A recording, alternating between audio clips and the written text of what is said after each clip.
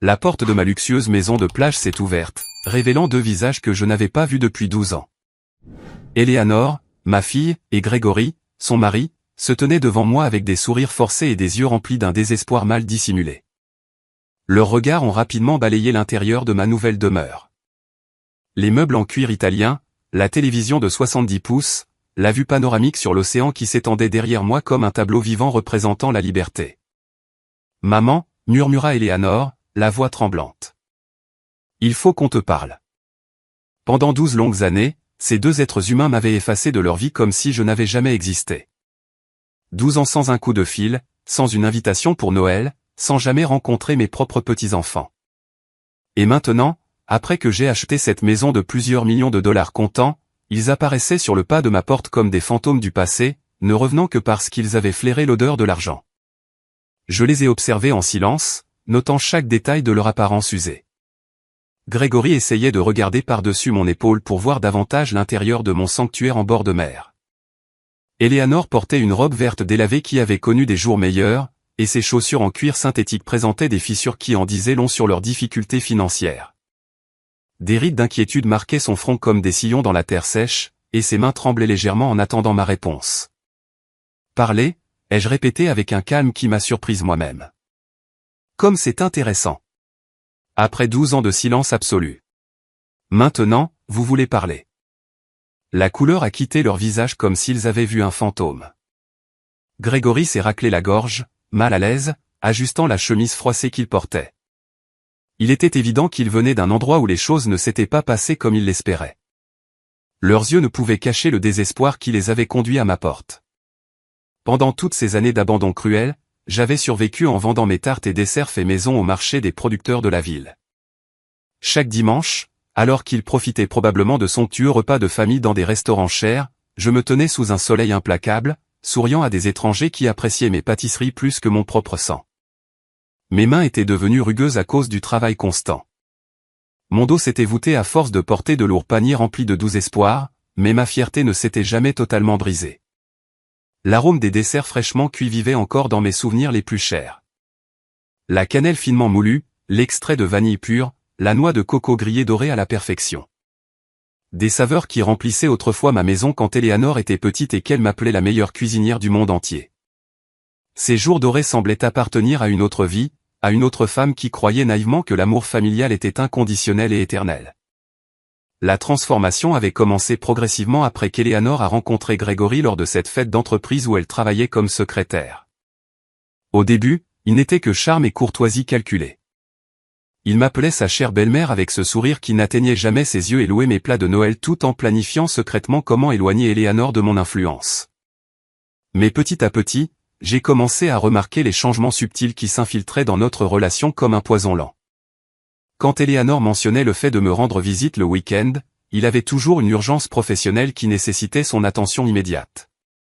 Quand j'appelais l'après-midi pour entendre sa voix, il répondait au téléphone d'un ton agacé et promettait qu'Eleanor me rappellerait, ce qui n'arrivait jamais.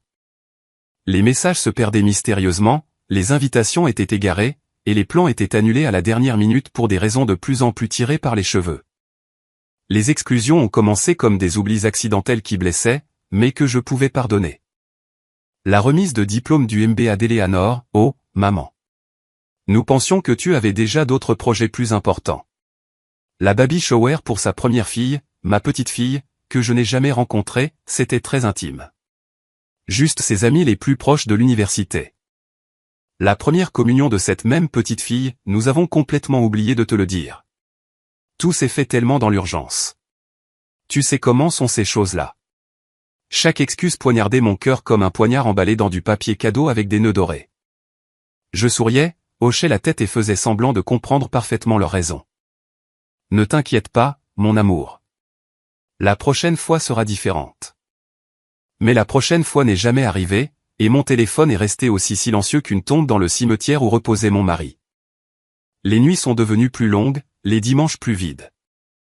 Je cuisinais pour une seule personne, je parlais aux photographies sur les murs, et je célébrais mes anniversaires avec une seule bougie solitaire plantée dans un petit gâteau que j'achetais à la boulangerie de Monsieur Peterson. Il demandait toujours des nouvelles d'Eleanor, et je répondais toujours par le même mensonge. Elle est très occupée avec sa nouvelle vie. Vous savez ce que c'est. Mais maintenant, debout sur le seuil de la maison de mes rêves, avec l'océan murmurant des secrets derrière moi et l'odeur salée de la mer remplissant mes poumons, je les voyais pour ce qu'ils étaient vraiment. Je les ai invités à entrer d'un geste élégant de la main, observant leurs yeux s'écarquiller à la vue du luxe qui m'entourait désormais. Le sol en marbre italien brillait sous la lumière naturelle affluant par les immenses fenêtres, reflétant leurs petites silhouettes nerveuses. Eleanor marchait derrière Grégory comme une ombre, gardant la tête baissée tandis qu'il évaluait chaque meuble, chaque œuvre d'art, chaque détail de ma nouvelle réalité avec l'avidité mal dissimulée d'un expert professionnel. « Asseyez-vous », ai-je dit en désignant le canapé en cuir crème qui avait coûté plus d'argent qu'ils n'en avaient vu ensemble depuis des années. « Je suppose qu'après tant de temps, vous avez beaucoup de choses à me dire. » Grégory s'est raclé la gorge, adoptant cette posture d'homme important qu'il utilisait toujours quand il voulait impressionner quelqu'un. « Annabelle, nous savons que cela fait quelques années que nous ne nous sommes pas parlé, mais... » 12 ans, les jeux interrompus d'une voix ferme. Pas quelques années. 12 années exactes depuis que vous avez décidé que je n'existais pas. Eleanor a finalement levé les yeux, et j'ai pu voir des larmes perler dans ses yeux, mais elles ne m'émouvaient plus comme autrefois. J'avais pleuré trop de nuits seule pour permettre à ces larmes calculées de me manipuler maintenant. Maman, ce n'était pas notre intention. Les choses sont devenues compliquées. Le travail de Grégory. Les enfants. Les enfants que je n'ai jamais rencontrés, ai-je répondu, sentant la rage contenue pendant des années commencer à bouillir en moi. Mes petits-enfants qui ont grandi sans savoir qu'ils avaient une grand-mère qui les aurait aimés inconditionnellement. Pendant ces 12 années d'exil forcé, je m'étais construit une routine qui m'avait permis de garder toute ma tête. Chaque matin, je me levais à 5 heures, préparant mes desserts avec le même dévouement que je mettais autrefois à m'occuper d'Eleanor quand elle était bébé. La pâte à tarte exigeait de la patience. Le point exact du caramel nécessitait une attention constante, et le temps de cuisson ne pardonnait pas les erreurs. Ces recettes étaient devenues mon salut et mon gagne-pain. Les dimanches au marché étaient mon moment d'interaction sociale. Des femmes plus âgées comme moi venaient acheter mes douceurs et nous finissions par parler de nos vies, de nos enfants absents, de nos rêves repoussés. Martha, une veuve de 72 ans, est devenue ma confidente sans que nous ne l'ayons prévu. Elle aussi avait été abandonnée par ses enfants après leur mariage. Elle aussi connaissait la douleur d'être invisible pour ceux qui étaient autrefois le centre de son univers. Les enfants pensent qu'une fois qu'ils fondent leur propre famille, nous, les parents, ne comptons plus, me disait Martha en achetant 3 tartes à ramener à ses voisins. Mais quand ils ont besoin de quelque chose, oh, alors là ils se souviennent que nous existons.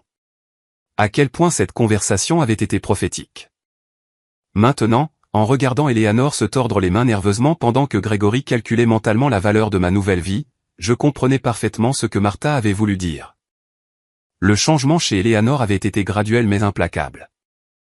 Pendant les premières années de son mariage, elle m'appelait encore occasionnellement, mais les conversations étaient devenues mécaniques, remplies de silence gênant. Grégory était toujours présent en arrière-plan, se raclant la gorge ou faisant des commentaires qui coupaient nos discussions comme des lames tranchantes. Ta mère a toujours un drame à raconter, l'ai-je entendu dire une fois quand Eleanor pensait avoir raccroché le téléphone. Ma mère ne nous embête jamais avec ses problèmes personnels. Ses problèmes personnels. C'est ainsi que Grégory avait classé ma solitude, mon désir naturel de maintenir le contact avec ma fille unique, mon besoin de faire partie de sa nouvelle famille. Tout ce que je ressentais et dont j'avais besoin avait été réduit à des problèmes personnels, qui perturbaient leur vie conjugale parfaite. Les invitations familiales ont commencé à arriver moins fréquemment jusqu'à disparaître complètement. D'abord, ce fut le dîner de Thanksgiving. Cette année, ce sera quelque chose en petit comité, maman. Juste nous 4. Ensuite, Noël, les enfants sont malades. Il vaut mieux repousser. Puis les anniversaires, tout est devenu compliqué avec le travail de Grégory. Chaque excuse était accompagnée de fausses promesses concernant une prochaine fois, qui n'arrivait jamais. Eleanor avait développé un talent particulier pour faire paraître chaque rejet raisonnable. Chaque exclusion semblait temporaire. Chaque abandon donnait l'impression d'être pour mon propre bien. Nous ne voulons pas que tu te sentes obligé de venir, maman. Tu es assez âgée pour te reposer et profiter de ta tranquillité. Ma tranquillité. Comme si la solitude était un cadeau que j'avais demandé. Comme si me réveiller chaque matin dans un appartement silencieux était mon idée du bonheur. Comme si cuisiner pour une personne et manger devant la télévision était ma définition d'une vie bien remplie. Les années ont passé comme les pages d'un calendrier que personne ne lisait. Ma routine est devenue si prévisible que même le facteur savait exactement à quelle heure j'arroserais les plantes sur mon petit balcon. Lundi, préparer les tartes aux pommes. Mardi, les salades de gélatine de différentes saveurs. Mercredi, les gâteaux fondants au chocolat qui se vendaient comme des petits pains. Jeudi, les muffins qui parfumaient tout mon appartement. Vendredi, les chaussons aux épices et à la citrouille. Samedi, tout préparé pour le jour du marché. Dimanche, le marché, les dames, les conversations qui remplissaient temporairement le vide dans ma poitrine. Mais il y a eu aussi des moments d'une solitude si profonde que j'ai cru m'y noyer. Des nuits entières éveillées, à fixer le téléphone qui ne sonnait jamais, à attendre un SMS qui n'arrivait pas. Des Noëls célébrés avec des émissions spéciales à la télévision et un petit sapin artificiel que je décorais toute seule. Le réveillon du Nouvel An accueilli avec un verre de vin mousseux tiède et l'espoir renouvelé que ce serait peut-être l'année des retrouvailles. La douleur la plus aiguë survenait à des moments inattendus, quand je voyais des familles entières au parc. Quand j'entendais d'autres grands-mères parler de leurs petits-enfants. Quand je passais devant des magasins de jouets et que je me demandais ce qui plairait aux miens. Eleanor avait eu 3 enfants que je ne connaissais qu'à travers des photos floues sur les réseaux sociaux, que je consultais depuis de faux comptes, comme une espionne dans ma propre famille. Maman. La voix d'Eleanor m'a ramené au présent. Nous savons que nous avons fait des erreurs. Des erreurs? Le mot est sorti de ma bouche comme une balle. Effacer ta mère de ta vie pendant 12 ans était une erreur. Refuser à tes enfants l'amour de leur grand-mère était une erreur. Grégory bougea de façon inconfortable sur son siège, comprenant enfin que cette conversation n'allait pas se dérouler comme il l'avait prévu. Ses yeux continuaient de scruter mon salon, calculant, évaluant, planifiant son prochain mouvement comme l'expert manipulateur qu'il avait toujours été. Ce n'étaient pas des erreurs, ai-je continué, sentant la vérité jaillir de ma gorge comme de la lave chaude après des années de retenue. C'étaient des décisions conscientes, calculées et cruelles. Vous avez choisi de m'effacer de vos vies comme si j'étais un vieux meuble qui ne vous était plus utile. Eleanor a commencé à sangloter, mais ses larmes n'avaient plus le pouvoir de me désarmer comme autrefois. J'avais pleuré seul pendant trop de nuits, me demandant ce que j'avais fait de mal, comment j'avais échoué en tant que mère, pourquoi mon amour inconditionnel n'avait pas suffi à garder ma famille unie. Maman, s'il te plaît, laisse-nous t'expliquer, a tenté Eleanor entre ses sanglots. M'expliquer quoi? Ma voix s'est élevée sans que je puisse la contrôler. Vas-tu m'expliquer pourquoi je n'ai pas connu ma petite fille quand elle a fait ses premiers pas? Pourquoi je n'étais pas là quand mon petit-fils a perdu sa première dent? Pourquoi j'ai passé 12 Noëls à cuisiner pour personne pendant que vous construisiez des souvenirs de famille sans moi? Grégory a finalement pris la parole en utilisant ce ton condescendant qu'il avait perfectionné au fil des ans. Annabelle, nous comprenons que vous vous sentiez blessée, mais les familles ont parfois besoin d'espace pour grandir. Ce n'était rien de personnel contre vous. Le rire qui s'est échappé de ma gorge a sonné de manière si amère que même moi, j'en ai été surprise. Rien de personnel, Grégory. Tu as transformé ma fille en une étrangère. Tu as planté du poison dans son cœur contre moi. Tu as décidé que je n'avais pas ma place dans la vie que vous construisiez.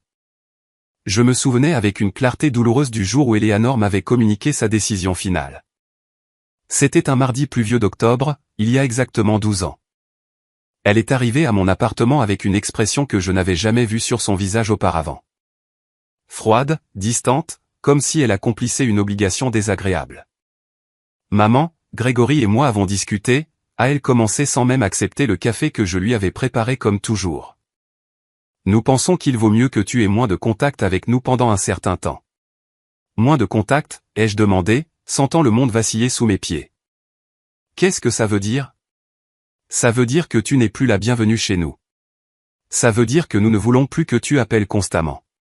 Ça veut dire que nous avons besoin d'espace pour être une famille sans interférence extérieure. Interférence extérieure. C'est ainsi que ma propre fille m'avait appelé. Comme si j'étais une voisine fouineuse, une étrangère qui se mêlait d'affaires qui ne la regardaient pas. Pas sa mère, qui l'avait portée pendant 9 mois dans son ventre, qui avait passé des nuits blanches quand elle avait de la fièvre, qui avait fait des doubles journées pour payer son université. Eleanor, je ne comprends pas ce que j'ai fait de mal, comment je t'ai déçu. Ma voix s'est brisée, mais elle est restée impassible. Il ne s'agit pas de ce que tu as fait de mal, maman. Il s'agit de ce qui est le mieux pour mon mariage et mes enfants. Grégory a besoin de savoir que je mets notre noyau familial en premier, avant tout le monde. Avant tout le monde? C'est ce que j'étais pour ma fille. Tout le monde? Mais Eleanor, je suis ta mère. Je suis la grand-mère de tes enfants.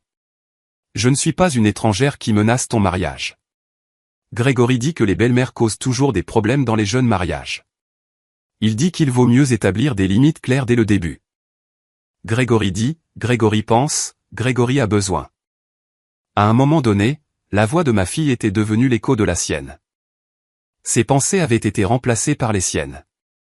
Son cœur avait été reprogrammé pour battre au rythme qu'il imposait. Et qu'en est-il de ce que tu dis, toi, Eleanor? Qu'en est-il de ce que tu penses? Qu'en est-il de ton cœur? Elle est restée silencieuse pendant de longues minutes, et pendant un instant, j'ai cru que la fille que j'avais élevée avec tant d'amour me reviendrait. Mais quand elle a parlé, sa voix a sonné creuse, répétée, comme si elle récitait les répliques d'une pièce de théâtre. Je pense que Grégory a raison. Je pense que c'est pour le mieux pour tout le monde, y compris pour toi, maman. Tu peux avoir ta propre vie sans te soucier de nous. Ce fut la dernière vraie conversation que nous ayons eue. Après ce jour-là, Eleanor est devenue un fantôme qui m'envoyait occasionnellement des SMS froids et superficiels. J'espère que tu vas bien, maman. Joyeux anniversaire, bonne année. Des messages automatiques sans âme, sans amour, comme ceux qu'une entreprise envoie à ses clients. Les premiers mois qui ont suivi cette rupture ont été les plus sombres de ma vie. J'ai perdu du poids. J'ai perdu le sommeil. J'ai perdu espoir. Chaque matin, je me réveillais en espérant que ce n'était qu'un cauchemar, qu'Eleanor appellerait pour s'excuser, que tout redeviendrait comme avant. Mais le téléphone restait silencieux et la réalité devenait chaque jour plus lourde. C'est Martha qui m'a sauvé de sombrer complètement dans la dépression. Elle est apparue à ma porte un dimanche matin alors que j'étais au lit depuis 3 jours sans me doucher, sans manger autre chose que des biscuits salés et du thé glacé. Annabelle, lève-toi. Tu as 2 choix. Tu peux rester ici à mourir à petit feu pour une fille qui ne te mérite pas, ou tu peux construire une nouvelle vie qui soit digne de toi. Ces mots sonnaient durs, mais ils avaient la force de la vérité. Cet après-midi-là, elle m'a aidé à nettoyer mon appartement, à organiser mes recettes et à planifier ma nouvelle entreprise de dessert. Et c'est ainsi que ma nouvelle vie a commencé, lentement, douloureusement, mais avec détermination. Chaque tarte que je vendais était un pas vers l'indépendance émotionnelle. Chaque client satisfait était une petite victoire personnelle. Chaque dollar gagné était la preuve que j'avais de la valeur, même si ma propre fille ne le voyait pas. Les dimanches au marché sont devenus ma thérapie hebdomadaire. Les dames qui achetaient mes desserts sont devenues ma nouvelle famille d'élection. Nous partagions des histoires d'enfants ingrats, de mariages qui divisaient les familles, de la solitude d'être mère dans une société qui vous jette quand vous n'êtes plus utile.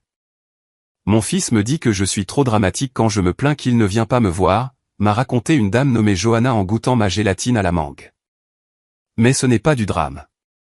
C'est une vraie douleur.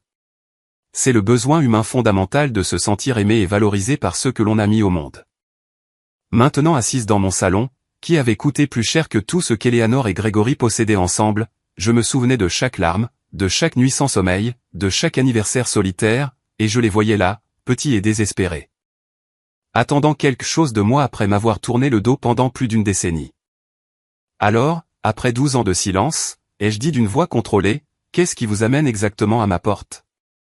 Grégory et Eleanor ont échangé un regard significatif. Finalement, il s'est de nouveau raclé la gorge. Annabelle, la vérité c'est que nous traversons une période très difficile. Une période très difficile, ai-je répété ces mots lentement, savourant l'ironie comme s'il s'agissait d'un miel amer. Quelle coïncidence extraordinaire que vous veniez me chercher juste quand vous avez des problèmes. Après 12 ans à considérer mon existence comme sans importance dans vos vies parfaites. Grégory bougea maladroitement sur le canapé, préparant clairement le discours qu'il avait répété pendant le trajet jusqu'à chez moi. Ses yeux évitaient les miens alors qu'il formulait les mots qui, pensait-il, adouciraient mon cœur. L'entreprise de construction a fait faillite il y a 6 mois, a-t-il finalement avoué. Nous avons perdu toutes nos économies. La maison étant saisie. Eleanor a dû quitter son travail pour s'occuper des enfants parce que nous ne pouvons pas payer la garderie. Nous vivons chez mes parents, mais ils ont aussi des problèmes financiers. Éléanore acquiesçait désespérément, comme si confirmer leur malheur allait automatiquement générer ma compassion. Maman, les enfants demandent pourquoi ils n'ont pas leur propre chambre, pourquoi papa est toujours en colère, pourquoi maman pleure la nuit, nous ne savons plus quoi faire. Ah, ai-je dit en m'adossant dans mon fauteuil en cuir italien. Alors, maintenant je suis utile. Maintenant j'existe, maintenant je fais partie de la famille. Comme c'est pratique. Pendant ces 12 années d'ostracisme, j'avais développé une capacité particulière à lire entre les lignes, à détecter la manipulation émotionnelle. À me protéger des gens qui ne s'approchaient que lorsqu'ils avaient besoin de quelque chose. Les dames du marché m'avaient appris que les enfants retournent souvent vers leurs parents quand la vie les frappe, non pas par amour sincère, mais par pure commodité. Ce n'est pas ça, maman, a protesté Éléanore, la voix brisée. Nous. Je t'ai toujours aimé. J'ai toujours pensé à toi. C'est juste que les circonstances. Les circonstances. Je l'ai interrompu avec un sourire qui n'atteignait pas mes yeux. Parlons des circonstances, Éléanore. Quand ton premier fils a eu une pneumonie il y a 8 ans et qu'il a été hospitalisé pendant une semaine, où étais-je? Quand ton deuxième fils s'est cassé le bras en jouant au foot il y a 5 ans, m'as-tu appelé? Quand ta plus jeune fille a eu des problèmes à l'école l'année dernière, as-tu pensé à demander conseil à sa grand-mère? Chaque question était une flèche pointée vers le centre de sa culpabilité. Éléanore pâlissait à chacune d'elles car elle savait que la réponse était la même. Elle n'avait pas pensé à moi à aucun moment difficile de leur vie.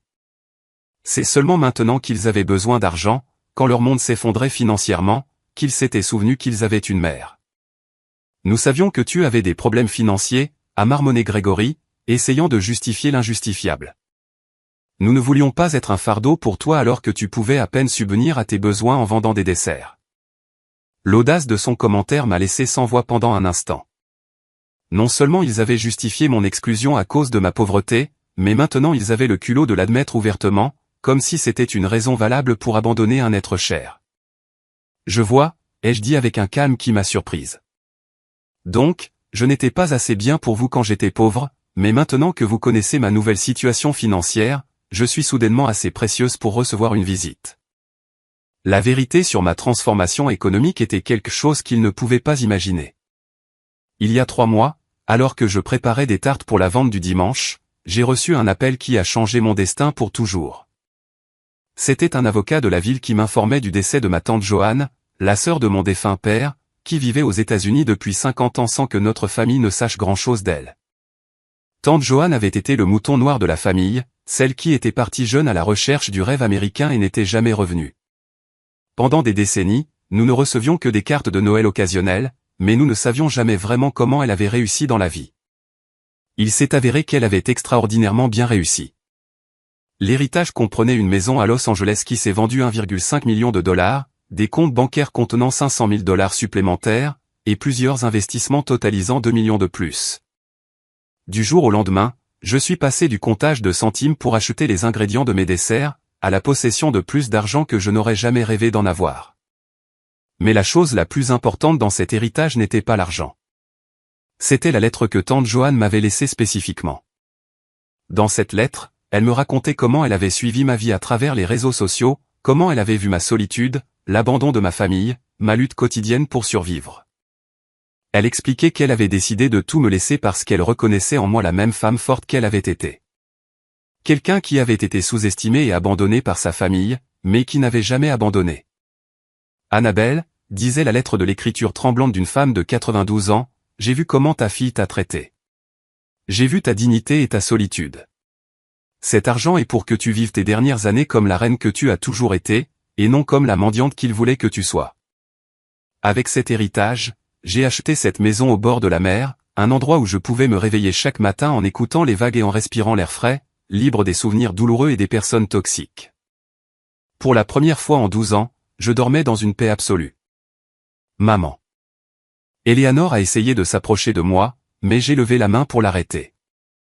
Je sais que nous avons fait de terribles erreurs. Je sais que nous t'avons blessé de façon impardonnable, mais nous sommes une famille. Le sang. Le sang, les jeux interrompus avec un rire amer. Éléanore, le sang ne signifie rien sans le respect, sans l'amour, sans la considération. Tu as transformé notre lien familial en un morceau de papier mouillé que tu as jeté à la poubelle quand il ne t'arrangeait plus. Grégory s'est penché en avant, adoptant une posture de vulnérabilité calculée qu'il avait probablement pratiquée devant le miroir. Annabelle, nous comprenons votre douleur.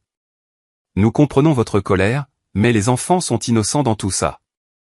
Ils ne méritent pas de souffrir pour nos erreurs. Elle était là, la carte qu'il avait gardée pour la fin. Les enfants, mes petits-enfants inconnus, la manipulation émotionnelle la plus puissante qu'ils avaient dans leur arsenal. Il savait que mentionner les petits pourrait adoucir mon cœur, endurci par des années de négligence. Les enfants, ai-je demandé, sentant un mélange de douleur et de rage s'agiter dans ma poitrine. Ces mêmes enfants qui ont grandi sans savoir qu'ils avaient une grand-mère qui les aurait aimés inconditionnellement. Ces mêmes enfants à qui l'on a refusé l'amour, la sagesse et les soins de leur grand-mère pendant toutes ces années. Eleanor a recommencé à sangloter, mais cette fois ses larmes semblaient sincères, lourdes du poids d'une vraie culpabilité. Maman, Nous n'avons pas pensé aux conséquences à long terme. Grégory disait que c'était mieux pour le mariage. Que les belles-mères causaient toujours des problèmes. Grégory a dit, ai-je répété, regardant directement l'homme qui avait orchestré la destruction de ma relation avec ma fille. Grégory a pensé. Grégory a décidé. Et où était ta propre voix, Eleanor? Où était ton propre cœur? Ma voix s'est perdue quelque part entre les promesses d'un mariage parfait et la peur de contredire mon mari, a admis Eleanor avec une honnêteté qui m'a momentanément désarmé. Mais maman, maintenant je réalise tout ce que nous avons perdu. Les enfants demandent pourquoi ils n'ont pas de grand-mère. Parce que leurs amis parlent de leur grand-mère et eux n'en connaissent aucune. Ces mots étaient des poignards directement dans le cœur. Mais j'avais appris à ne pas laisser la douleur brouiller mon jugement. Pendant 12 ans, j'avais fantasmé sur ce moment. Le retour d'Eleanor, la reconnaissance de son erreur, la chance de rencontrer mes petits-enfants. Mais maintenant que cela arrivait, je réalisais que cela venait trop tard et pour de mauvaises raisons. Sais-tu combien d'anniversaires de mes petits-enfants j'ai manqué pendant que vous construisiez votre famille parfaite sans interférence extérieure, ai-je demandé, ma voix se durcissant à chaque mot. Sais-tu combien de nuits je suis resté éveillé à imaginer comment serait leur voix, leur rire, leur personnalité? Sais-tu combien de jouets j'ai achetés et stockés dans une boîte, attendant un jour qui n'est jamais venu? Grégory bougea nerveusement, clairement mal à l'aise avec la tournure que prenait la conversation. Son plan d'adoucissement émotionnel ne fonctionnait pas comme il l'avait espéré, et je pouvais le voir calculer mentalement son prochain mouvement manipulateur. Annabelle, nous comprenons votre blessure, est-il intervenu avec cette voix condescendante qu'il avait perfectionnée au fil des ans. Mais maintenant, nous pouvons changer tout ça. Les enfants peuvent vous rencontrer. Ils peuvent passer du temps avec vous. Nous pouvons redevenir une famille. Une famille, ai-je répété, savourant l'ironie de ces mots. Tu veux dire le genre de famille où la grand-mère n'est la bienvenue que lorsqu'elle a de l'argent pour résoudre les problèmes d'adultes irresponsables? La maison s'est remplie d'un silence tendu. À travers les grandes fenêtres, je pouvais voir les vagues de l'océan se briser contre les rochers, un rappel constant de ma nouvelle liberté et de mon indépendance durement acquise. Cet endroit représentait tout ce que j'avais accompli sans eux, tout ce que j'avais construit à partir des cendres de mon abandon. Au cours de ces 3 mois vécus au bord de la mer, j'avais développé une toute nouvelle routine. Je me réveillais chaque matin au son des mouettes, pas au cri silencieux de la solitude. Je préparais mon café dans une cuisine équipée des meilleurs appareils, pas dans le petit espace où je comptais chaque centime pour les ingrédients de base. Je me promenais sur la plage au coucher du soleil, sentant le sable entre mes orteils et le vent salé dans mes cheveux, libéré de la lourdeur émotionnelle que j'avais portée pendant des années. J'avais aussi commencé à aider d'autres femmes âgées qui, comme moi, avaient été abandonnées par leur famille. Martha avait emménagé dans un appartement près de chez moi, et ensemble nous avions créé un petit groupe de soutien pour les dames dans des situations similaires. Les mercredis après-midi, nous nous réunissions dans mon salon pour partager des histoires, des stratégies de survie émotionnelle et bien sûr, mes desserts faits maison. La liberté, m'avait dit Martha lors d'une de ces réunions, c'est de réaliser que l'on n'a pas besoin de l'approbation de ceux qui nous ont blessés pour être heureux. Ces mots avaient résonné dans mon cœur comme une cloche de vérité. Pour la première fois depuis des décennies, je vivais pour moi-même. Ne pas attendre des appels qui ne venaient jamais. Ne pas cuisiner pour des enfants qui ne me rendaient pas visite. Ne pas rêver de réunions de famille qui n'existaient que dans mon imagination. Maman. Eleanor s'est approchée du bord de mon fauteuil, les yeux rouges à force de pleurer. Je sais que je ne mérite pas ton pardon. Je sais que je ne mérite pas de seconde chance. Mais je jure sur la tête de mes enfants que si tu nous aides maintenant, les choses seront différentes. Je serai différente. Différente comment, ai-je demandé, gardant une voix froide et contrôlée. Différente jusqu'à ce que vous résolviez vos problèmes financiers et que vous n'ayez plus besoin de moi? Différente jusqu'à ce que Grégory décide à nouveau que je suis une interférence dans son mariage parfait? Grégory s'est levé brusquement, montrant enfin sa vraie nature lorsqu'il a réalisé que sa stratégie de manipulation ne fonctionnait pas. Écoutez, Annabelle, je comprends que vous ayez des ressentiments, mais la réalité est que nous faisons tous des erreurs dans les familles. L'important c'est d'aller de l'avant, pas de rester bloqué dans le passé. Son commentaire fut comme une gifle. Après 12 ans d'abandon délibéré, il avait l'audace de minimiser ma douleur comme étant le fait de rester bloqué dans le passé, comme si ma souffrance était un choix capricieux plutôt qu'une conséquence directe de leurs actions cruelles. Aller de l'avant. Je me suis levé de mon fauteuil, sentant toute ma dignité s'élever comme une tour d'acier. Grégory, je suis déjà allé de l'avant. J'ai construit une nouvelle vie sans vous. J'ai trouvé la paix sans votre présence. J'ai découvert ma valeur sans votre validation. Eleanor s'est couvert le visage de ses mains, sanglotant avec un désespoir qui m'aurait brisé le cœur des années auparavant. Mais le cœur qu'ils avaient connu était mort à petit feu au cours de 12 années d'indifférence, et était rené en quelque chose de plus fort, de plus sage, de plus sélectif avec son amour. Vous ne comprenez pas, n'est-ce pas, ai-je continué, marchant vers la fenêtre donnant sur l'océan. Vous êtes venu ici en vous attendant à trouver la même femme brisée que vous avez abandonnée il y a 12 ans. Vous vous attendiez à trouver quelqu'un de tellement désespéré d'avoir l'amour de sa famille qu'elle serait prête à payer n'importe quel prix pour quelques miettes d'affection. La vérité, c'est que pendant les premières années après leur abandon, j'aurais effectivement été prête à payer n'importe quel prix. J'aurais hypothéqué mon âme pour un coup de fil d'Eleanor. J'aurais vendu tout ce que je possédais pour un après-midi avec mes petits-enfants. J'aurais supplié d'être pardonné pour des offenses que je n'avais jamais commises, juste pour faire à nouveau partie de leur vie. Mais le temps et la douleur m'avaient enseigné de précieuses leçons sur l'amour-propre et la dignité personnelle. Les après-midi avec Martha et les autres dames m'avaient montré que l'abandon familial était plus courant que je ne le pensais, et qu'y survivre n'était pas seulement possible, mais que cela pouvait être le début d'une vie plus authentique et satisfaisante. Pendant des années, je m'en suis voulu, ai-je avoué, regardant toujours l'océan. J'ai pensé que j'avais échoué en tant que mère, que j'avais été trop envahissante, trop présente, trop aimante. Je me suis torturé à chercher le moment exact où j'avais perdu ma fille. Je me suis tourné pour leur faire face directement, et j'ai pu voir comment mes paroles les affectaient de différentes manières.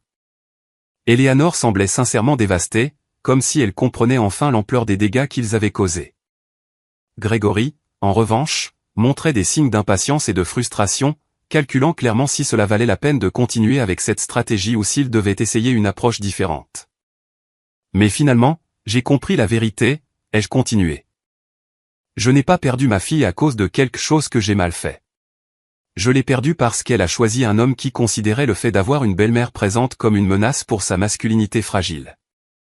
Je l'ai perdue parce qu'elle attachait plus d'importance à l'approbation de son mari qu'à l'amour de sa mère. Eleanor s'est levée, titubant comme si mes paroles étaient des coups physiques. Maman, ce n'est pas comme ça. Je n'ai jamais cessé de t'aimer. C'est juste. C'est juste que j'étais confuse. Grégory m'a fait croire que c'était pour le mieux pour tout le monde. Grégory t'a manipulé, les jeux corrigés. Mais tu lui as permis de le faire. Tu as choisi de croire à ses mensonges parce qu'ils étaient plus confortables que de défendre ta mère. Tu as préféré la paix artificielle d'un mariage sous contrôle à l'inconfort de poser des limites saines à ton mari. Le silence qui a suivi mes mots était assourdissant. Je pouvais entendre le tic-tac de l'horloge murale, le bruit lointain des vagues, la respiration agitée d'Eleanor.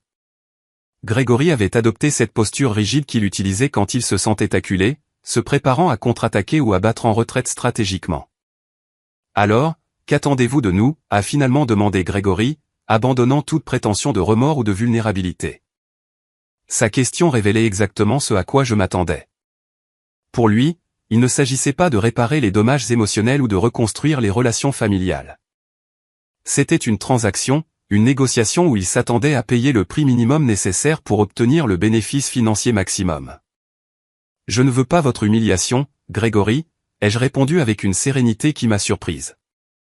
Ce que je veux, c'est quelque chose que vous ne pouvez probablement pas me donner, un respect authentique, un amour inconditionnel, et la reconnaissance que vous avez passé 12 ans à me traiter comme si j'étais une ordure. Eleanor s'est levée du canapé avec des mouvements tremblants, s'approchant de moi les mains tendues comme si elle voulait me toucher, mais sans oser le faire. Maman, je peux te donner ça. Je reconnais tout le mal que nous t'avons fait. J'ai passé ces derniers mois éveillé la nuit, me remémorant chaque moment cruel, chaque appel que je n'ai pas retourné, chaque invitation que je n'ai jamais envoyée. Ces derniers mois, les jeux interrompus, remarquant la spécificité de ses aveux. Que s'est-il passé il y a exactement 3 mois pour que tu te souviennes soudainement que tu avais une mère abandonnée? La couleur a quitté son visage, comme si elle avait été prise en flagrant délit de mensonge. Grégory lui a lancé un regard d'avertissement, mais il était trop tard. J'avais détecté l'incohérence dans son histoire de repentir spontané. Nous, a balbutié Eleanor, cherchant désespérément les mots justes.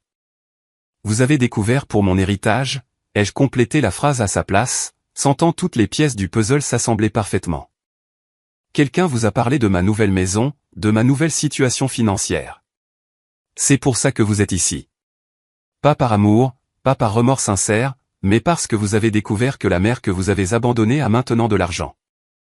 Grégory a essayé de reprendre le contrôle de la situation, mais son masque de vulnérabilité s'était complètement fissuré. Annabelle, ce n'est pas vrai. Bien sûr, nous avons entendu parler de votre bonne fortune, et nous sommes heureux de savoir que vous allez bien, mais nous sommes venus. Pourquoi êtes-vous venus? Parce que vous êtes fauché, les jeux interrompus avec une froideur tranchante comme une lame.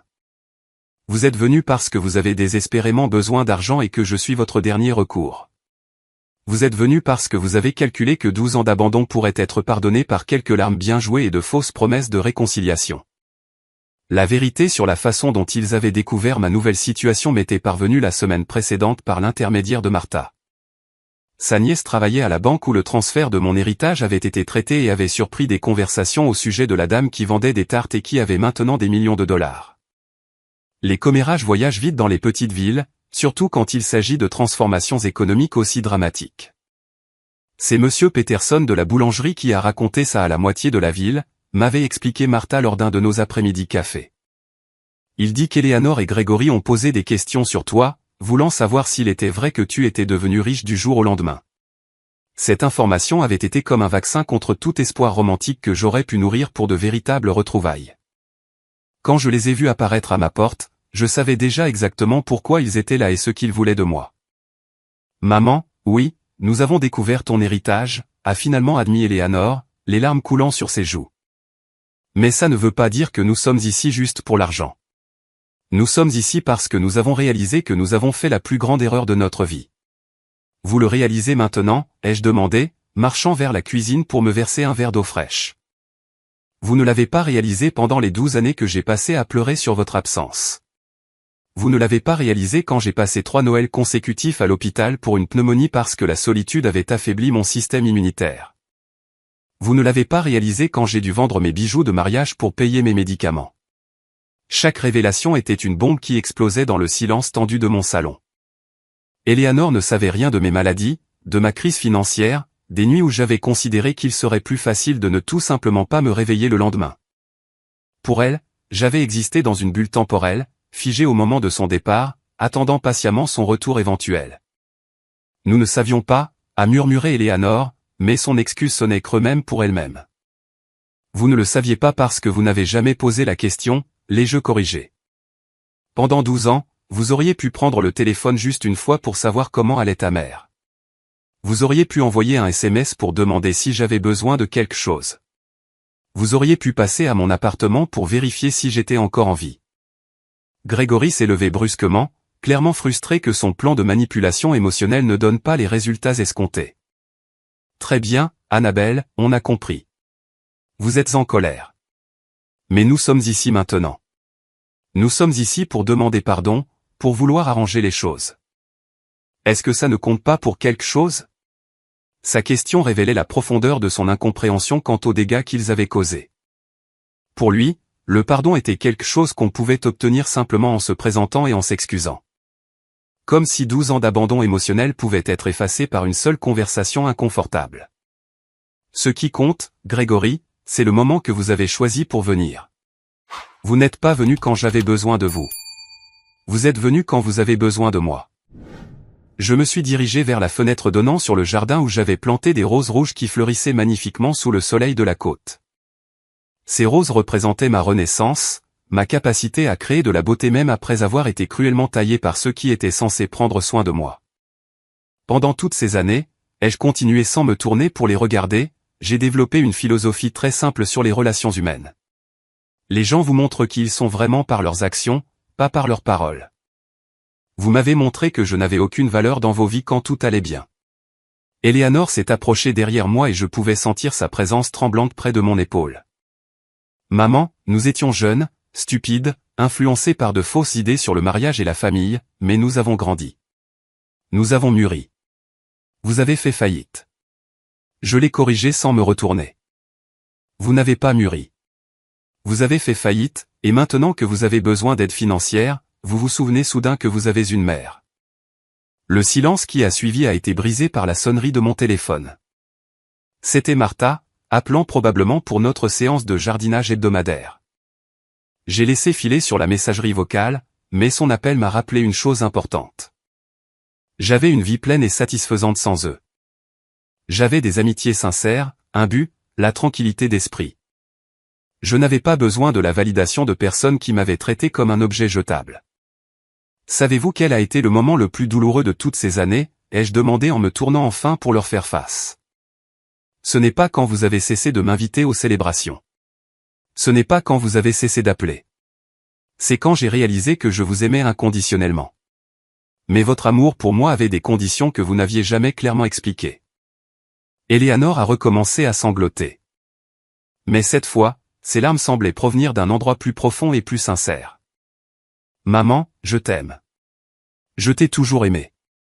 C'est juste que j'ai laissé d'autres me convaincre que cet amour était problématique pour mon mariage. Et maintenant que ton mariage traverse une crise financière, ai-je observé, soudain cet amour n'est plus problématique. Comme c'est pratique. Grégory était resté silencieux ces dernières minutes, mais je voyais son esprit travailler, calculer, évaluer, chercher un nouvel angle d'attaque. Il a finalement parlé, adoptant un ton différent, plus direct et moins manipulateur. Son honnêteté brutale était presque rafraîchissante après tant de manipulations émotionnelles mal jouées. Au moins maintenant, nous parlions clairement de ce qu'il voulait vraiment de moi. Il est intéressant que tu mentionnes le concept d'entraide familiale, ai-je répondu avec un sourire qui n'avait rien de chaleureux.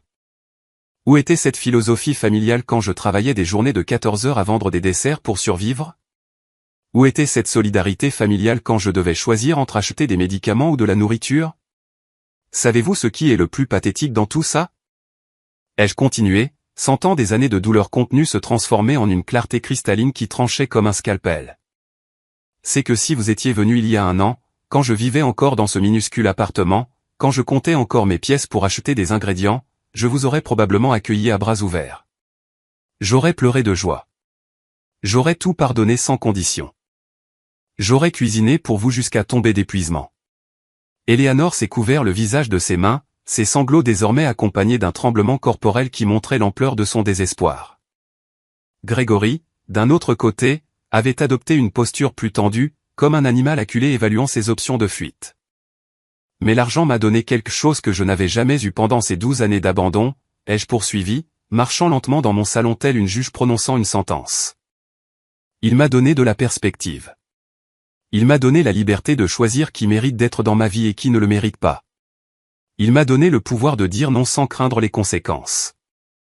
Pendant mes premières semaines dans cette maison, j'avais passé de nombreuses heures à réfléchir à cette éventualité précise. Que ferais-je si Eleanor et Grégory apparaissaient à ma porte? Comment réagirais-je? Serais-je capable de maintenir ma dignité, ou m'effondrerais-je à la première occasion de retrouver ma fille? Martha avait été ma conseillère lors de ces profondes réflexions. L'argent ne change pas qui vous êtes à l'intérieur, m'avait-elle dit alors que nous buvions du thé sur ma nouvelle terrasse. Mais cela change la façon dont les autres vous voient et comment vous vous voyez vous-même. La question est, allez-vous utiliser cette nouvelle perspective pour être plus sage ou pour refaire les mêmes erreurs émotionnelles du passé? Ces paroles avaient été prophétiques. Maintenant, face au scénario exact dont nous avions discuté, je réalisais que l'argent m'avait effectivement changé, mais pas de la façon dont Eleanor et Gregory l'espéraient. Il ne m'avait pas rendu plus généreuse avec ceux qui m'avaient blessé. Il m'avait rendu plus sélective quant à savoir qui méritait mon temps et mon énergie émotionnelle. Maman. Eleanor essaya de s'approcher de moi à nouveau. Je comprends ta colère. Je comprends ta douleur. Mais ne penses-tu pas que tout le monde mérite une seconde chance? Ne penses-tu pas que l'amour familial peut surmonter n'importe quelle erreur du passé? Une seconde chance, ai-je répété, savourant l'ironie de ses paroles. Eleanor, tu as eu des milliers d'opportunités en 12 ans pour rectifier ton erreur. Chaque jour où tu t'es réveillé était une opportunité d'appeler ta mère. Chaque anniversaire, chaque Noël, chaque fête des mères était une opportunité de te rappeler que tu avais une famille qui t'aimait inconditionnellement. Gregory bougeait nerveusement, calculant clairement s'il devait intervenir ou laisser Eleanor poursuivre sa stratégie d'appel émotionnel.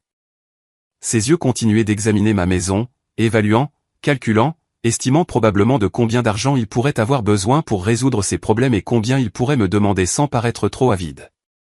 La différence entre une seconde chance et une centième chance, ai-je continué, c'est que les secondes chances sont données par amour. Les centièmes chances sont données par désespoir. Vous n'êtes pas ici par amour. Vous êtes ici par désespoir financier. Eleanor s'est affaissée sur le canapé, comme si mes paroles avaient été des coups physiques. Tu as raison, a-t-elle murmuré d'une voix brisée. Tu as absolument raison.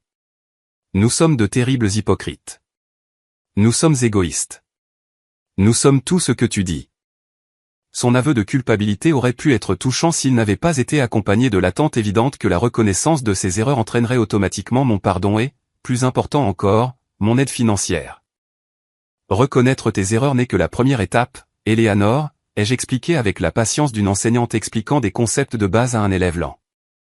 La deuxième étape consiste à accepter les conséquences de ses erreurs. Et les conséquences d'avoir abandonné ta mère pendant 12 ans ne disparaissent pas simplement parce que tu as besoin d'argent maintenant. Je suis allé dans la cuisine et j'ai commencé à préparer du café. Pas parce que je voulais prolonger cette visite, mais parce que j'avais besoin d'un moment pour traiter le surréalisme de la situation. Après tant d'années à rêver de ces retrouvailles, la réalité était bien plus froide et calculée que je ne l'avais imaginé. Pendant que le café passait, j'entendais des chuchotements pressants entre Eleanor et Gregory dans le salon. Je ne pouvais pas distinguer les mots exacts, mais le ton était clairement celui de la stratégie et de la négociation. Ils recalibraient leur approche, cherchant de nouveaux angles de manipulation. Je suis revenu avec un plateau contenant une seule tasse de café. Je me suis assise dans mon fauteuil préféré et j'ai bu lentement, les observant comme une scientifique étudiant des spécimens dans un laboratoire. « Ne vas-tu pas nous offrir du café ?» a demandé Gregory, clairement irrité par mon manque d'hospitalité traditionnelle. « Non » ai-je répondu simplement. « Ceci n'est pas une visite sociale. C'est une négociation, et dans les négociations, l'hospitalité implique des positions d'égalité. Nous ne sommes pas dans des positions d'égalité. » Eleanor semblait sincèrement blessée par ma froideur, mais Gregory affichait une expression de respect à contre-cœur, comme s'il comprenait enfin que la femme en face de lui n'était pas la même que celle qu'ils avaient abandonnée 12 ans auparavant. « Très bien » a dit Gregory en adoptant un ton plus direct. « Parlons clairement. Nous avons besoin de 100 000 $ pour sauver la maison et recommencer. Nous savons que vous avez de l'argent. Nous savons que nous sommes une famille. Qu'avez-vous besoin d'entendre pour nous aider ?» Sa question était tellement transactionnelle, tellement dénuée d'émotions sincères qu'elle m'a presque fait rire. Il avait réduit 12 années d'abandon familial à une simple négociation commerciale. Quel mot magique devait-il prononcer pour accéder à mon argent? Ce que j'ai besoin d'entendre, ai-je répondu après une longue gorgée de café, c'est la vérité sur les raisons pour lesquelles vous m'avez réellement exclu de vos vies. Pas des versions édulcorées sur des erreurs de jeunesse ou des influences extérieures. La vraie vérité. Eleanor et Gregory ont échangé des regards significatifs. Il était clair qu'ils avaient préparé plusieurs versions de leur histoire, mais aucune n'incluait l'honnêteté brutale que j'exigeais. La vérité, murmura Eleanor, c'est que Gregory m'a convaincu que tu étais problématique pour notre mariage. Problématique comment, ai-je insisté, ne lui permettant pas de se cacher derrière des euphémismes. Gregory prit la parole, réalisant probablement que la stratégie de victime d'Eleanor ne fonctionnait pas. Je pensais que vous étiez trop présente, que vous aviez trop d'opinions. Je pensais que vous interfériez dans nos décisions de couple. J'interférais comment? Ai-je continué à faire pression, déterminé à extraire toute la vérité? Vous aviez toujours des suggestions sur la façon d'élever les enfants, sur la façon de gérer l'argent, sur l'endroit où vivre, admit Grégory avec une honnêteté qui lui coûtait probablement physiquement, et Eleanor vous écoutait toujours. Elle prenait toujours votre opinion en considération avant la mienne. Elle était là, la vérité toute nue. Grégory avait vu mon influence maternelle comme une menace à son contrôle total sur Eleanor. Il ne pouvait tolérer l'idée que sa femme est une source de sagesse et de soutien indépendante de lui. Donc, vous m'avez éliminé parce que je représentais une voie alternative dans la vie d'Eleanor, ai-je résumé. Vous m'avez éliminé parce que mon amour inconditionnel pour ma fille menaçait votre besoin d'être son unique source de validation et de direction. Le silence a confirmé mon analyse. Eleanor a finalement relevé la tête, les yeux rougis, mais avec une expression de compréhension tardive. Maman, maintenant je comprends que Grégory avait à tort. Je comprends que j'ai besoin de ta voix dans ma vie. Je comprends que j'ai fait la plus grande erreur de mon existence en choisissant de lui plaire plutôt que d'honorer notre relation. Ces paroles semblaient sincères, mais elles arrivaient avec 12 ans de retard et dans le mauvais contexte. Il était facile de reconnaître ces erreurs lorsque les conséquences de ces erreurs vous détruisaient financièrement. Tu comprends maintenant que tu as besoin de ma voix dans ta vie, ai-je répété lentement ces mots. Mais tu as spécifiquement besoin de ma voix pour dire oui à un prêt de $100 000. Eleanor a tressailli face à la précision chirurgicale de mon observation. Grégory, au contraire, semblait irrité par mon refus d'accepter le récit de repentance qu'ils avaient si soigneusement construit. Annabelle, ça suffit avec ces jeux psychologiques, a-t-il finalement explosé, montrant sa vraie personnalité pour la première fois de l'après-midi. On a compris. Vous êtes en colère. On a compris. Nous avons fait des erreurs, mais nous sommes là maintenant, demandant de l'aide, prêts à faire amende honorable. Que voulez-vous de plus? Son explosion était exactement ce que j'avais attendu. Le moment où le masque de vulnérabilité tomberait complètement et révélerait l'homme contrôlant et manipulateur qu'il avait toujours été. Le même homme qui avait convaincu Eleanor que l'amour d'une mère était une menace pour son mariage. Ce que je veux, Grégory, c'est quelque chose que vous ne pourrez jamais me donner, ai-je répondu avec un calme qui contrastait de façon dramatique avec son agitation. Je veux qu'on me rende 12 ans de ma vie. Je veux avoir connu mes petits-enfants depuis qu'ils étaient bébés. Je veux avoir été présente pour leurs premiers pas, leurs premiers mots, leurs premiers jours d'école. Je me suis levé de mon fauteuil et j'ai marché vers une étagère où je gardais les quelques photos de famille que j'avais sauvées de mon ancienne vie. J'en ai pris une en particulier, Eleanor, à 5 ans, souriant sans ses dents de devant, s'accrochant à ma jambe avec une pure adoration dans les yeux. Cette petite fille m'aimait inconditionnellement, ai-je dit en leur montrant la photo. Cette petite fille m'appelait sa meilleure amie, son héroïne, sa personne préférée au monde. Qu'est-il arrivé à cette petite fille, Eleanor? Eleanor a regardé la photo avec une expression d'une telle douleur intense que, pendant un instant, j'ai cru qu'elle allait s'évanouir. Cette petite fille a grandi et est devenue une femme faible qui a permis à un homme peu sûr de lui de détruire la chose la plus précieuse qu'elle avait dans sa vie. Sa réponse m'a surprise par son honnêteté brutale. C'était la première fois de tout l'après-midi qu'elle montrait une réelle compréhension de l'ampleur de ce qu'elle avait perdu, et non pas seulement de ce qu'elle avait besoin de récupérer pour résoudre ses problèmes actuels. Exactement, ai-je confirmé, remettant la photo à sa place. Et maintenant, cette femme faible vient chercher la mère qu'elle a abandonnée, non pas parce qu'elle a trouvé sa force et sa voix indépendante, mais parce qu'elle a besoin d'argent. Grégory s'est levé brusquement, manifestement frustré par la direction que prenait la conversation. Vous savez quoi, Annabelle? Peut-être que vous aviez raison depuis le début. Peut-être que vous êtes trop dramatique, trop compliqué. Peut-être que c'était pour le mieux que nous nous soyons éloignés de tout ce drame émotionnel. Ces mots furent comme un cadeau inattendu. Après des heures de manipulation prudente, il avait enfin montré sa vraie nature, confirmant tout ce que je soupçonnais de lui depuis des années. Le voilà, ai-je dit, souriant sincèrement pour la première fois de tout l'après-midi. Le voilà le vrai homme, l'homme qui a convaincu Eleanor que l'amour maternel était un drame émotionnel, l'homme qui ne pouvait tolérer que sa femme ait une source de soutien indépendante. Eleanor a regardé Grégory avec une expression d'horreur grandissante, comme si elle voyait enfin quelque chose qui avait été devant elle depuis des années, mais qu'elle avait refusé de reconnaître. Grégory, murmura-t-elle d'une voix tremblante. Penses-tu vraiment que ma mère est dramatique d'être blessée après que nous l'ayons abandonnée pendant 12 ans? Eleanor, ne la laisse pas te manipuler à nouveau, a répondu Gregory, adoptant ce ton paternaliste qu'il avait probablement utilisé pour la contrôler tout au long de leur relation. Elle joue avec tes émotions pour te faire sentir coupable.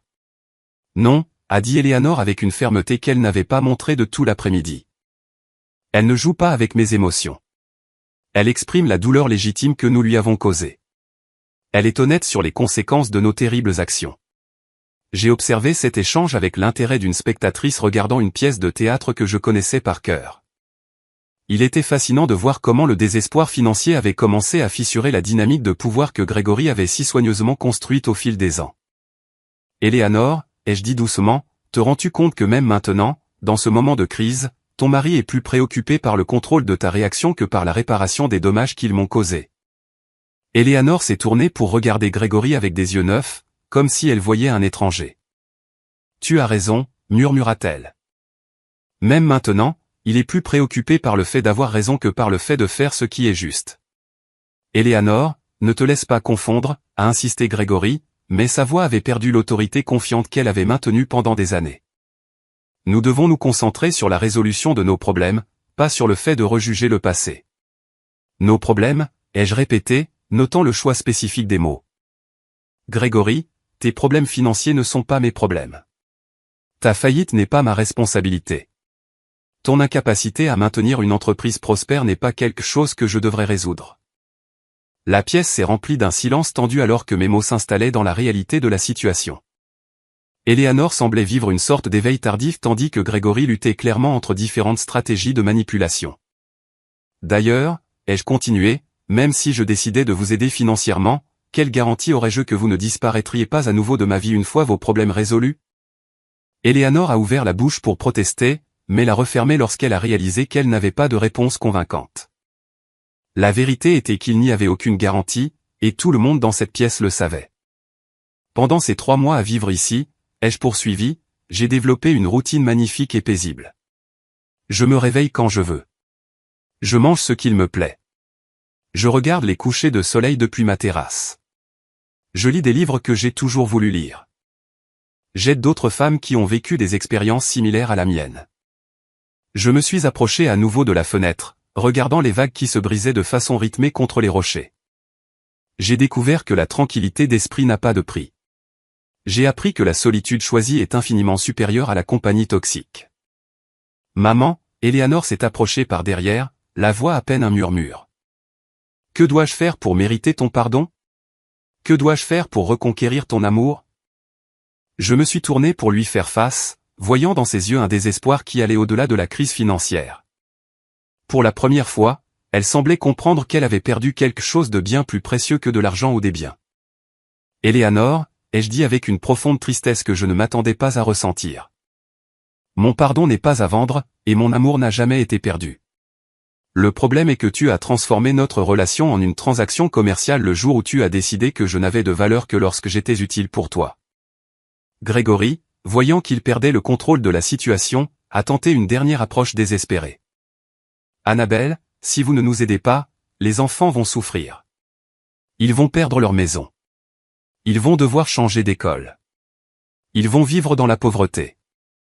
Pouvez-vous vraiment dormir en paix en sachant que vos propres petits-enfants souffrent? Son dernier appel était la carte qu'il avait gardée pour le dernier moment, la culpabilité liée au bien-être des enfants. C'était une stratégie calculée pour toucher la corde la plus sensible de n'importe quelle grand-mère. Gregory, ai-je répondu avec une sérénité qui m'a surprise. Les enfants vont souffrir à cause des décisions irresponsables de leurs parents, pas à cause de mon refus de les sauver des conséquences de ces décisions. C'est vous qui avez créé cette crise, n'est-ce pas? Pas moi. Eleanor a recommencé à pleurer, mais cette fois ses larmes semblaient provenir d'une compréhension plus profonde de ce qu'elle avait véritablement perdu au cours de toutes ces années. Les enfants vont souffrir, ai-je continué, sentant chaque mot suspendu dans l'air comme une sentence finale. Mais ils vont souffrir les conséquences d'avoir des parents qui ont privilégié la fierté plutôt que l'amour familial, qui ont choisi le contrôle plutôt que la connexion, qui ont considéré l'argent comme plus important que les relations. Eleanor s'est complètement effondrée sur le canapé, sanglotant avec une intensité qui m'aurait brisé le cœur des années auparavant. Mais le cœur qui battait dans ma poitrine maintenant avait été forgé dans le feu de 12 années d'abandon et en était ressorti plus fort, plus sage, plus sélectif. Maman, a-t-elle murmuré à travers ses larmes. Que puis-je faire? Dis-moi, que puis-je faire pour arranger ça? Éléanore, ai-je répondu avec une tristesse profonde mais sereine. Certaines choses dans la vie ne peuvent pas être réparées. Certaines décisions ont des conséquences permanentes. Tu as décidé que je n'avais pas assez de valeur pour me garder dans vos vies quand tout allait bien. Tu ne peux pas t'attendre à ce que je considère maintenant que vous avez assez de valeur pour vous sauver quand tout va mal. Grégory s'est levé avec des mouvements brusques, sa frustration débordant finalement en une pure colère. Vous savez quoi, Annabelle? Vous avez raison. Vous étiez une erreur depuis le début. Vous étiez une interférence constante dans notre mariage. Éléanore se porte mieux sans vos drames, sans votre besoin constant d'attention, sans votre manipulation émotionnelle. Ces mots furent comme un cadeau final de clarté. Après des heures de masque et de manipulation, il avait enfin montré sa véritable essence. Un homme si peu sûr de lui qu'il avait besoin d'isoler sa femme de toute source d'amour et de soutien pour se sentir puissant. Merci, Grégory, ai-je dit avec un sourire sincère. Merci de confirmer exactement qui vous êtes et pourquoi j'ai pris la bonne décision en ne vous aidant pas. Éléanore a regardé son mari avec une expression d'horreur et de compréhension tardive.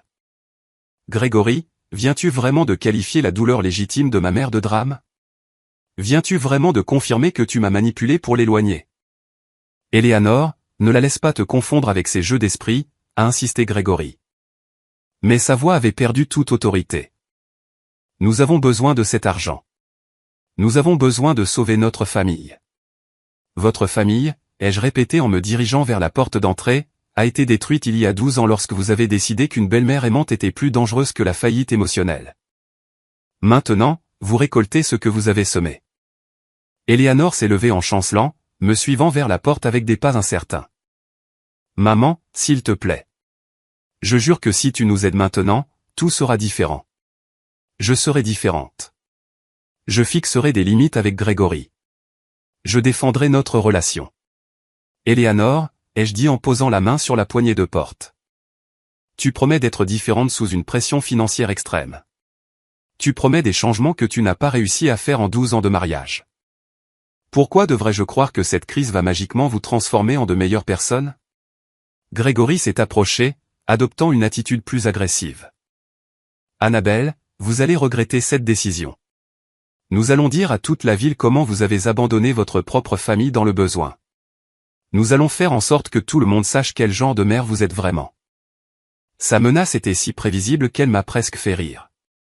C'était la dernière carte désespérée d'un manipulateur qui avait perdu tout son pouvoir. La menace de détruire ma réputation sociale. Grégory, ai-je répondu avec un calme qui l'a visiblement désarmé. La ville sait déjà exactement quel genre de mère je suis. Ils savent que pendant 12 ans, j'ai travaillé jusqu'à l'épuisement à vendre des desserts pour survivre. Ils savent que je n'ai jamais dit du mal de vous malgré votre abandon. Ils savent que j'ai gardé ma dignité même dans la pauvreté. J'ai grand ouvert la porte, sentant la brise marine remplir ma maison d'un air frais et purificateur. Ce qu'ils vont découvrir maintenant, c'est quel genre d'enfant et de gendre vous êtes. Ils vont découvrir comment vous avez traité une mère aimante pendant 12 ans et comment vous ne vous êtes présenté à sa porte que lorsque vous aviez besoin d'argent. Éléanore s'est arrêtée sur le seuil, se tournant pour me regarder une dernière fois. Dans ses yeux, j'ai vu quelque chose que je n'avais pas vu depuis des années. Du respect. Un respect mêlé de douleur, de regret, d'une compréhension tardive de ce qu'elle avait perdu. Maman, murmura-t-elle, j'espère qu'un jour tu pourras nous pardonner. J'espère qu'un jour nous pourrons trouver un moyen de guérir tous ces dommages. Éléanore, ai-je répondu avec une tristesse qui englobait des décennies de douleur. Le pardon ne consiste pas à oublier le passé. Il s'agit de se libérer du poids de la rancœur. Je me suis déjà libéré. Ce dont tu as besoin n'est pas de mon pardon. C'est d'apprendre à vivre avec les conséquences de tes décisions. Grégory est parti le premier, visiblement furieux et vaincu. Éléanore l'a suivi lentement, se retournant plusieurs fois comme si elle voulait dire autre chose. Mais les mots ne sont jamais venus. Je les ai regardés marcher jusqu'à leur vieille voiture cabossée, leurs petites silhouettes insignifiantes contre la toile de fond de l'océan infini. Après 12 ans, Ils avaient finalement quitté ma vie de la même manière qu'ils y étaient entrés, en cherchant quelque chose pour eux-mêmes sans rien offrir d'authentique en retour. J'ai fermé la porte doucement et je suis retourné dans mon salon où le silence résonnait comme une bénédiction. Il n'y avait ni cri, ni manipulation, ni drame émotionnel, juste la paix. Je me suis servi un verre de vin blanc que j'avais gardé pour une occasion spéciale et je suis sorti sur ma terrasse. Le soleil commençait à se coucher, peignant le ciel dans des tons d'or et de rose qui se reflétaient sur les vagues calmes. Mon téléphone a sonné. C'était Martha. Comment ça s'est passé avec les visiteurs inattendus, a-t-elle demandé avec la sagesse de quelqu'un qui avait traversé des expériences similaires. Exactement comme nous l'avions prévu, ai-je répondu en prenant une gorgée de vin et en sentant la paix s'installer dans mes os. Ils sont venus pour de l'argent, pas par amour. Ils ont confirmé tout ce que nous savions déjà d'eux. Et comment te sens-tu? J'ai réfléchi à sa question en regardant une mouette planer gracieusement au-dessus des vagues. Je me sens libre, Martha. Je me sens complètement et absolument libre. Cette nuit-là, après l'appel de Martha, j'ai marché sur la plage sous les étoiles, le sable frais entre mes orteils, le son rythmé des vagues, l'immensité de l'océan s'étendant jusqu'à l'horizon. Tout me rappelait que j'avais choisi une vie de paix plutôt qu'une vie de complications familiales toxiques. Dans les jours qui ont suivi, la nouvelle de la visite d'Eleanor et Grégory s'est répandue dans la ville comme je l'avais prédit, mais les réactions ont été tout le contraire de ce que Grégory avait attendu. Les dames du marché ont exprimé leur soutien, beaucoup partageant des histoires similaires d'enfants qui n'apparaissaient que lorsqu'ils avaient besoin d'argent. Vous avez fait ce qu'il fallait, Annabelle, m'a dit Monsieur Peterson de la boulangerie quand je suis allé acheter du pain une semaine plus tard. Une mère qui se respecte apprend à ses enfants à la respecter aussi. 2 mois plus tard, j'ai reçu un SMS d'Eleanor. Il était simple, sans manipulation, sans demande, maman, je suis en thérapie. J'apprends ce que sont les relations toxiques et les limites saines. J'espère qu'un jour, quand je serai vraiment prête à être la fille que tu mérites, tu pourras envisager d'apprendre à me connaître à nouveau. Je t'aime. Je n'ai pas répondu immédiatement. À la place, j'ai sauvegardé le message et j'ai continué ma nouvelle vie. Mes matinées de jardinage, mes après-midi à aider d'autres femmes plus âgées, mes soirées dans une solitude contemplative. Peut-être qu'un jour Eleanor trouverait vraiment sa voie indépendante. Peut-être qu'un jour elle apprendrait à fixer des limites saines avec Grégory. Peut-être qu'un jour nous pourrions construire une relation basée sur le respect mutuel au lieu d'un besoin désespéré. Mais en attendant ce jour, s'il devait arriver, je continuerai à vivre ma vie bien remplie et digne, entourée par l'océan infini, qui me rappelait quotidiennement que certains courants sont trop forts pour être modifiés. Et que la sagesse réside dans l'apprentissage de la navigation dans des eaux plus calmes. L'argent m'avait donné beaucoup de choses, mais la plus précieuse n'était ni la maison ni les luxes. C'était la capacité de choisir qui méritait mon temps, mon énergie et mon amour, et j'avais choisi sagement.